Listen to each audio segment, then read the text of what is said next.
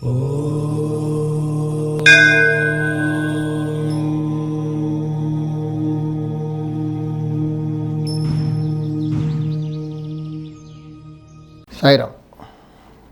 నేను మీ విశ్వకర్మ వాస్తు యూట్యూబ్ ఛానల్కి స్వాగతం.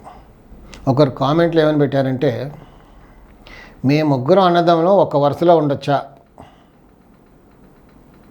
మా పెద్దన్నయ్య పోర్చానికి మా అమ్మ ఉత్తరంలో ఉంది, అలా ఉండొచ్చా? మళ్ళీ రిపీట్ చేస్తాను వినండి. అతను అడిగింది ఏంటంటే, మేము ముగ్గురం అన్నదమ్ముల గురువుగారు వరుసగా ఉండొచ్చా ముగ్గురం? మా అమ్మగారి పోర్షన్ మా అన్నయ్యకి ఉత్తరంలో ఉంది, అలా ఉండొచ్చా? అంటే ఈ క్వశ్చన్లో నాకు అర్థమైంది ఏంటంటే, వీళ్ళది తూర్పు ఫేసింగ్ ఇల్లు, వరుసగా దక్షిణంలో వరుసగా ఉన్నాయి, అంటే దక్షిణ ఉత్తరాలుగా లైన్గా వరుసగా ఉన్నాయి. వాళ్ళ అమ్మగారు ఉత్తరం పక్కన ఉన్నారు, ఉత్తర భాగం అంటే ఉచ్చస్థానమైన ఉత్తరంలో ఉంది. అంటే ముగ్గురు కొడుకులు కూడా వాళ్ళమ్మని ఎవరు చూడటం లేదని అర్థమైంది. ఇక్కడ ముగ్గురు వరుసగా ఎవరి ఫ్యామిలీస్లో వాళ్ళు ఉన్నారు, వాళ్ళ అమ్మ మాత్రం ఒక్కటి ఉత్తర పోర్షన్లో ఉంది. అంటే ముగ్గురు కొడుకులు కూడా ఆవిడని ఎవరు చూడటం లేదు అని అర్థమవుతుంది అందులో.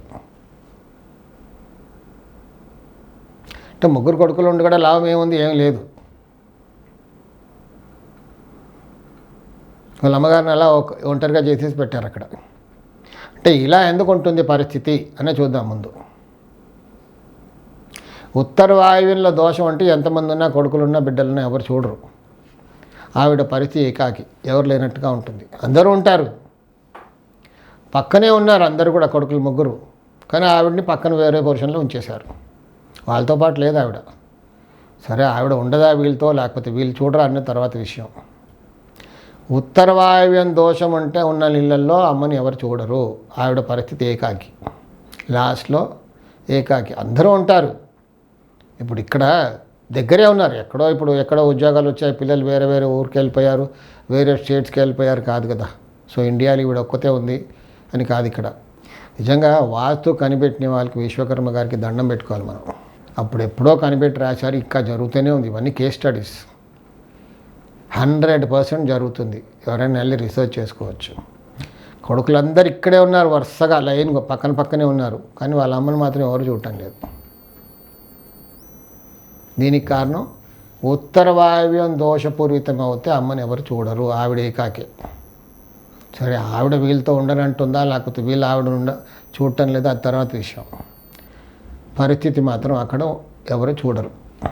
సో ఇప్పుడు వీళ్ళ అమ్మ అక్కడ ఉండొచ్చా అంటే ఉండొచ్చు, కానీ అక్కడ ఉత్తర వాయువ్యం దోషం సవరించుకుంటే వీళ్ళతో పాటు ఎవరితో ఒకరితో ఉంటుంది, లేదా అందరితో ఉంటుంది. కొడుకులు పంచుకుంటారు కదా, ఒక నెల నీ దగ్గర, ఒక నెల నా దగ్గర, ఇలా కూడా ఉంటుంటారు. సో అక్కడ దోషం సవరించుకుంటే ఈ కొడుకులు అందరూ కూడా నా దగ్గర ఉండు అని వస్తారు. సో ముందు అక్కడ దోషం సవరించుకోండి, సరిపోతుంది. కానీ ముగ్గురు అన్నదమ్ములు వరుసగా ఉండొచ్చు, హాయిగా ఉండొచ్చు. కానీ దక్షిణంలో ఉన్న అతనికి దోషం, అతనికి ఉత్తరం లేకుండా పోతుంది. మధ్యలో ఉన్న వాళ్ళకి ఏమీ అవ్వదు. ఇటుపక్క ఉత్తరంలో అమ్మ ఉంది, అమ్మకు ఉత్తరంలో ఖాళీ స్థలం ఉంటే పర్వాలేదు, లేదా మధ్యలో ఇద్దరికి ఏం పర్వాలేదు. దక్షిణంలో ఆఖరి పోర్షన్లో ఉన్న అతనికి ప్రాబ్లం. అతనికి దక్షిణంలో ఖాళీ స్థలం ఉంటే అతను ఉత్తరం లేకుండా పోతుంది. అక్కడ తూర్పు దక్షిణమే ఖాళీ ఉంటుంది, అక్కడ అతను ఇబ్బంది పడవలసిందే, తప్పదు.